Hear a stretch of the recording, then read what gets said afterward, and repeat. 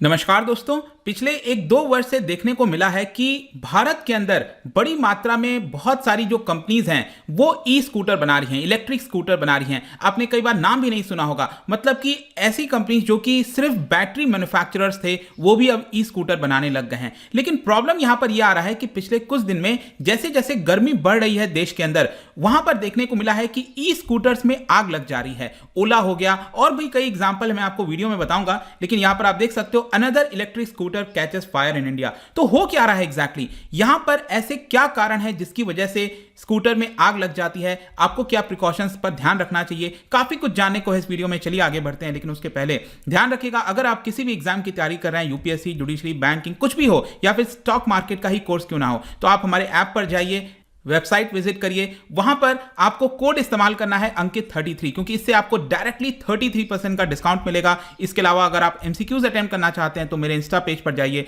वहां पर स्टोरीज में जितने भी एमसीक्यूज हैं उसको आप अटेम्प्ट कर पाएंगे। चलिए शुरुआत करते हैं। सबसे पहले हम देखेंगे अभी एग्जैक्टली हुआ क्या है जिसकी वजह से हमें यह चर्चा करना पड़ गया है। पिछले 5-6 दिनों में अगर आप देखोगे तो एटलीस्ट 4 ऐसे इंसिडेंट सामने आए हैं जिसमें देखा गया है कि जो 2 व्हीलर इलेक्ट्रिक व्हीकल्स हैं जिनको बनाया गया था ओला के द्वारा, ओकिनावा जो कि बैटरी मैन्युफैक्चरर था, प्योर ईवी हो गया, मतलब इन स्कूटर्स में आग लग जा रही है। मतलब अचानक से जो स्कूटर है वो खड़ा हुआ है और अचानक से उसमें बर्स्टिंग सा फ्लेम जैसा दिखाई दे रहा है।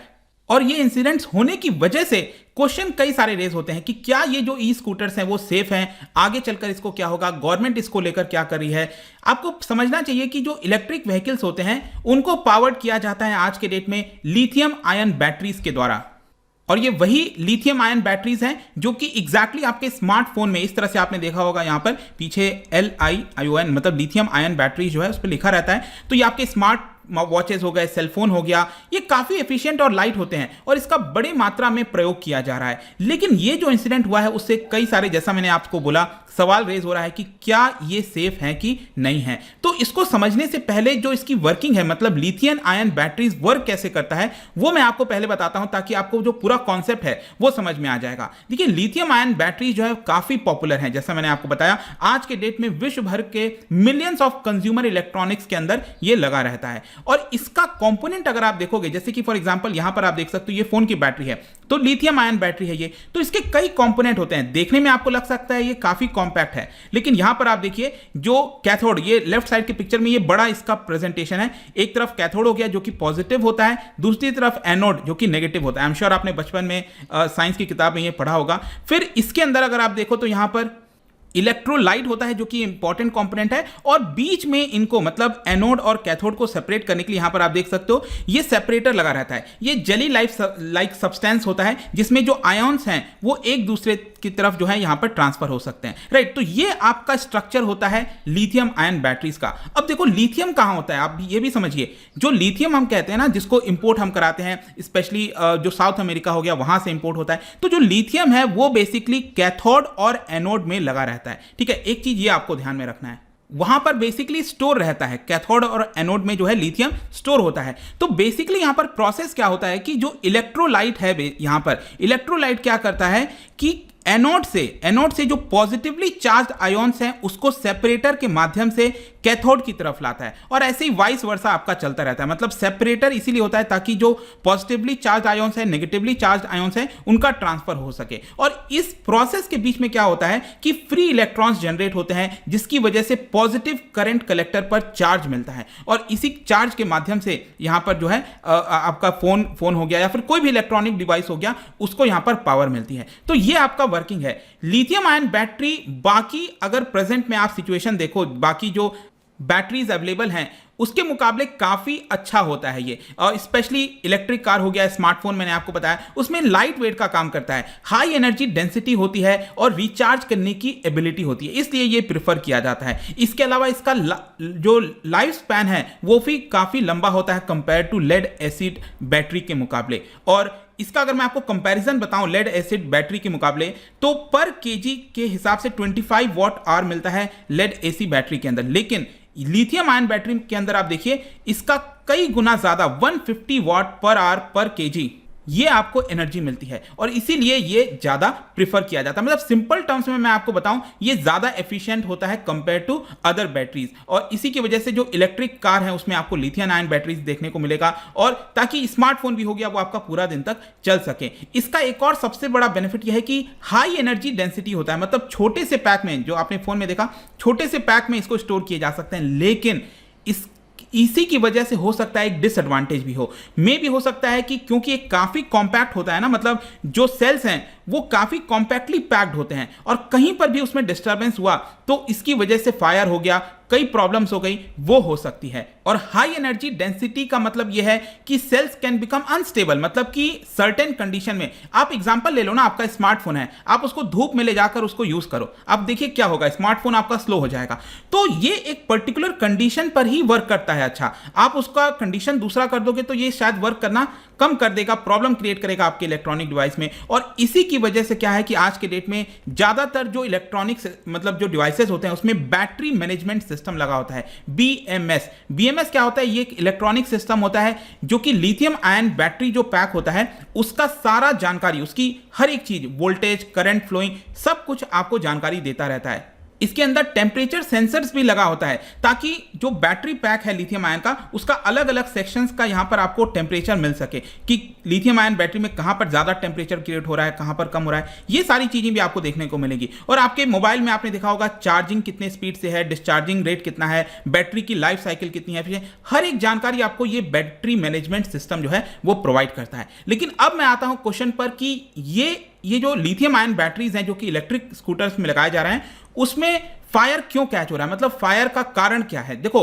अभी के लिए यहां पर जो ओला है, ओकिनावा हो गया, उन्होंने कहा है कि अभी हमें इसके बारे में उतनी जानकारी नहीं है, अभी हम इसको लेकर इन्वेस्टिगेट करेंगे। लेकिन ओकिनावा के द्वारा, मतलब जो ऑफिशियल्स वगैरह हैं, सोर्सेज हैं, उसमें प्रिलिमिनरी ऑब्जर्वेशंस में यह बताया जा रहा है कि मे भी हो सकता है कि जब व्हीकल को चार्ज किया जा रहा होगा उसमें नेग्लिजेंस होगा। अब चार्जिंग में क्या नेग्लिजेंस होगा आई डोंट नो, लेकिन ऐसा उनके द्वारा बताया गया है कि चार्जिंग के दौरान नेग्लिजेंस होने की वजह से वहां पर शॉर्ट सर्किट हुआ होगा, और इसीलिए ई स्कूटर्स में यहां पर आग लग रही है। जो भी होगा, लेकिन एक प्रकार से आप कह सकते हो कि यह काफी सीरियस मामला है और हमें इसको बहुत ज्यादा ध्यान देना चाहिए इसके ऊपर। इसके अलावा अगर आप इंडस्ट्री एक्सपर्ट्स की माने तो और कई कारण हो सकते हैं जिसकी वजह से इसमें आग लग रही है, जैसे मैन्युफैक्चरिंग डिफेक्ट हो सकता है, एक्सटर्नल डैमेज हो गया, मतलब कि मान लो इसमें तो लिथियम आयन बैटरी लगा हुआ है, आपका जो स्कूटर है उस पर किसी ने टक्कर मार दी, एक्सीडेंट हो गया, तो इसकी वजह से भी प्रॉब्लम क्रिएट हो सकता है। इसके अलावा बताया जा रहा है जो बैटरी मैनेजमेंट सिस्टम है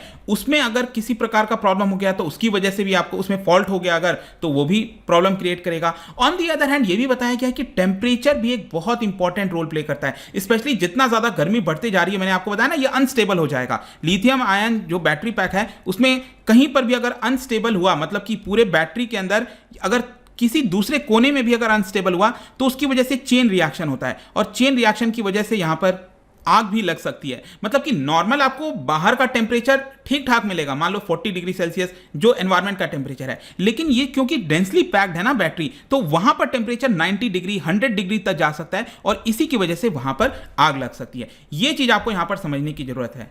और ये जो रिएक्शन मैंने आपको बताया ना कि चेन रिएक्शन होता है, इसको कहते हैं थर्मल रनवे। थर्मल रनवे आपके एग्जाम में आ सकता है कि क्या होता है, तो वही मैंने आपको बताया कि अगर पूरे पैक के अंदर कहीं पर भी अगर डिस्टर्बेंस हुआ, कहीं पर शॉर्ट सर्किट हुआ, कुछ भी हुआ, तो उसके चेन रिएक्शन की वजह से पूरे बैटरी में आग लग जाएगी। और इसीलिए आपने देखा होगा वीडियोस वगैरह में जब ई स्कूटर में आग लग रही थी तो अचानक से फ्लेम निकल रहा था, तो बर्स्ट हो जा रहा था वो, ठीक है। तो वही कारण है, थर्मल रनवे एक कारण हो सकता है। लेकिन इसके अलावा यहाँ पर कई सारे जो फाउंडर्स हैं, अलग अलग इलेक्ट्रिक स्कूटर के मैन्युफैक्चरर्स जो हैं, उनका भी यहाँ पर कहना है कि जो मैन्युफैक्चरर्स हैं उनको ध्यान देना चाहिए प्रोडक्ट डिजाइन में कि किस तरह से आप प्रोडक्ट को बना रहे हो। जहां पर बैटरी रखा हुआ है क्या उसके टेम्परेचर को मेंटेन किया जा रहा है कि नहीं। मान लो ई स्कूटर पर किसी ने टक्कर मार दी तो आपको इस तरह से बिल्ड करना चाहिए ना कि वो बैटरी को नुकसान ना पहुंचाए, क्योंकि अगर एक्सीडेंट तो होते रहेंगे, अल्टीमेटली वो रोड है, तो कहीं ना कहीं अगर टक्कर लग गई और बैटरी को नुकसान हुआ तो वो तो बर्स्ट कर जाएगा। तो ऐसा ना हो, इसके लिए डिजाइनिंग वगैरह पर ध्यान देना चाहिए, गवर्नमेंट को फोकस करना चाहिए। और इसीलिए आप देखोगे तो जो ट्रांसपोर्ट मिनिस्ट्री है उन्होंने इन्वेस्टिगेशन के लिए ऑर्डर कर दिया है। और इनफैक्ट मैं आपको बताऊं, जो डीआरडीओ की ही एक आर्म है जिसका नाम है centre for fire explosive and environment safety, उनको यहां पर बोला है कि इन्वेस्टिगेशन आप करिए और इसके बारे में जानकारी दीजिए कि आखिरकार एग्जैक्टली हो क्या रहा है, और तब हम एक नई पॉलिसी इसको लेकर आ सकें। लेकिन एक बहुत ही डेंजरस यहां पर पैटर्न देखने को मिला था। आई होप कि इस वीडियो के माध्यम से आपको जो भी डाउट्स थे इसके बारे में वो आपको समझ में आया होगा। जाने से पहले एक इंटरेस्टिंग क्वेश्चन क्या आप बता सकते हैं? देखो, प्राइमरी सेल होता है, एक सेकेंडरी सेल होता है। आई एम श्योर आपने कहीं ना कहीं पढ़ा होगा, पहले बचपन में भी है। तो प्राइमरी सेल क्या होता है कि वो बैटरी जब आप उसको फुल्ली इस्तेमाल कर लेते हो तो आप उसको फेंक दोगे, मतलब थ्रो करना पड़ेगा उसको, आप उसको रीयूज नहीं कर पाओगे। तो प्राइमरी सेल हो गया। सेकेंडरी सेल दूसरा होता है। आपको बताना है इन 4 ऑप्शन में से प्राइमरी सेल कौन सा नहीं है। मतलब 3 ऑप्शन प्राइमरी सेल के हैं, एक प्राइमरी सेल का नहीं है। इसका राइट आंसर आपको पता ही है, मेरे इंस्टाग्राम पर तो मिलेगा ही। वहां पर अगर आप नहीं हो कोई बात नहीं, टेलीग्राम से भी ले सकते हैं इसका सही उत्तर। मैं कई सारे जो एमसीक्यूज हैं वो यहाँ पर स्टोरीज में डालता रहता हूँ। बाकी अगर आपको पीडीएफ चाहिए तो टेलीग्राम पर आइए, अलग अलग सोशल मीडिया पर भी आप जुड़ पाओगे। साथ ही साथ जैसे मैंने बताया, कोई भी अगर आप परचेस करते हैं स्टडी IQ पर किसी भी प्रकार का कोर्स, तो आप यूज करिए कोड अंकित 33। आई होप कि वीडियो आपको पसंद आया होगा। मिलता हूं आपसे next time. Till then, thank you very much, see you soon.